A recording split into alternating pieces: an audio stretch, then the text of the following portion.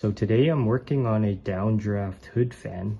The issue is when you push the power, it's not coming up. So very common with these models is there's two switches on the filters.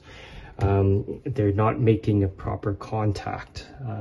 So in order to have the filters make proper contact with the two switches, only then will the